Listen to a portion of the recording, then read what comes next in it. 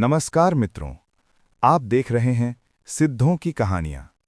आज हम आपको लेकर चलेंगे एक ऐसी आध्यात्मिक यात्रा पर जहां गुरु का स्पर्श जीवन को हमेशा के लिए बदल देता है। यह है कहानी महावतार बाबा जी के शिष्य लाहिड़ी महाशय और उनकी धर्मपत्नी माता काशीमणि की।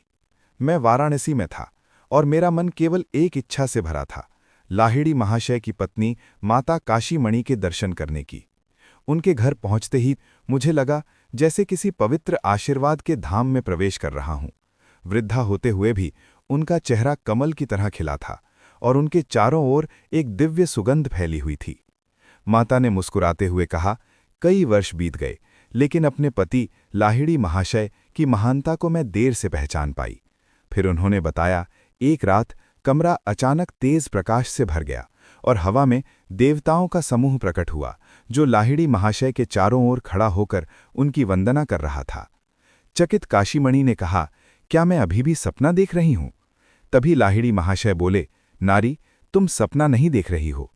आज से मैं केवल तुम्हारा पति नहीं, तुम्हारा गुरु हूं। माता काशीमणि उनके चरणों में गिर पड़ी। गुरुदेव, मुझे क्षमा कीजिए। इतने समय तक मैंने आपको केवल अपने पति के रूप में देखा। और उस क्षण उन्होंने क्रिया योग की दीक्षा प्राप्त की। उनकी चेतना असीम प्रकाश, तारों और दिव्य आनंद में डूब गई।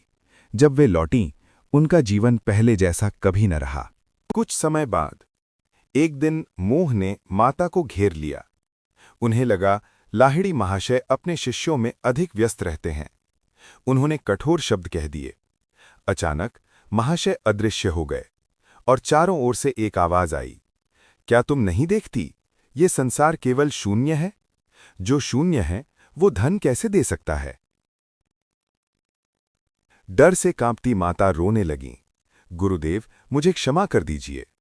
तभी वे आकाश में प्रकट हुए, उनकी आंखें जलती हुई अग्नि जैसी। नारी, सांसारिक धन मत मांगो।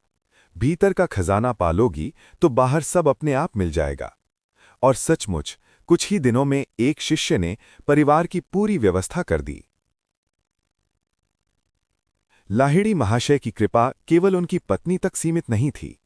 एक शिष्या, अभया, ट्रेन छूटने ही वाली थी और उसने मन ही मन प्रार्थना की कि गुरुदेव, मेरा मार्ग रोक दीजिए। और ट्रेन रुक गई। बाद में जब वो काशी पहुंची, महाशय मुस्कुराकर बोले, अभया, तुम अगली ट्रेन से आती ही नहीं, इसलिए आना पड़ा। और जब उसी शिष्या की 9वीं संतान मृत्यु के संकट में थी, महाशय रात में उसके घर प्रकट हुए, दिया बुझने नहीं दिया और वो बच्ची जीवित रही। इस कहानी में हमें क्या सीख मिलती है कि सच्चे गुरु पति, पिता या मित्र के रूप में भी हमारे साथ होते हैं।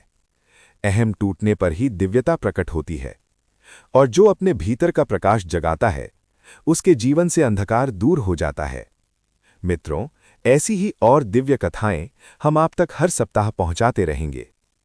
अगर कहानी ने आपके हृदय को छुआ, वीडियो को लाइक कीजिए, अपने मित्रों के साथ शेयर कीजिए और चैनल को सब्सक्राइब करिए ताकि सिद्धों की कहानियां आप तक हमेशा पहुंचती रहें। जय गुरुदेव।